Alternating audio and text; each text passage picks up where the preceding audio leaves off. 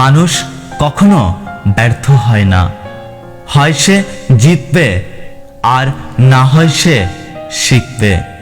তুমি যদি দৃশ্যমান মানুষকে ভালোবাসতে না পারো, তাহলে অদৃশ্য স্রষ্টাকে কিভাবে ভালোবাসবে? ওর মতো কাউকে পাবে না ভেবে দুঃখ করে লাভ নেই। তোমার মতো কাউকে ও পাবে না এটা ভেবে মজা নাও। তুমি হীরা, তাই কয়লার থেকে তোমার পার্থক্য হওয়াটা স্বাভাবিক। শুধু সাপ নয়, কিছু মানুষও খুব বিষাক্তক হয়। সাপকে তবুও দূর থেকে চেনা যায়, কিন্তু বিষাক্তক মানুষকে চেনা খুবই কঠিন। নিজের সৌন্দর্য নিয়ে কখনো গর্ব করবেন না।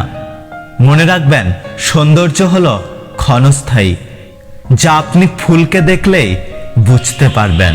ছোট ছোট ভুলের ক্ষেত্রে সচেতন হন, কারণ একটা ছোট্ট ছিদ্র এক বিশাল জাহাজকে ডুবিয়ে দিতে পারে।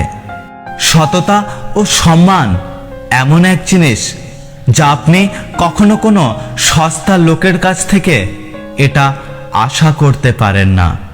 সারা জীবন টাকা টাকা করে কাটিয়ে দেবেন না। একদিন দেখবেন অনেক টাকা হয়েছে, কিন্তু উপভোগ করার জন্য জীবনটাই আর নেই। যে সবার আগে ক্ষমা চাইতে পারে সেই সবচেয়ে বেশি সাহসী।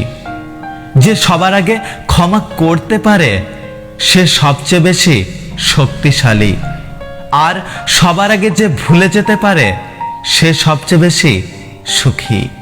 যখন বন্যা আসে তখন মাছেরা পিঁপড়েদের খায়, আর যখন জল শুকিয়ে যায় তখন আবার ওই পিঁপড়েরাই মাছেদের খায়।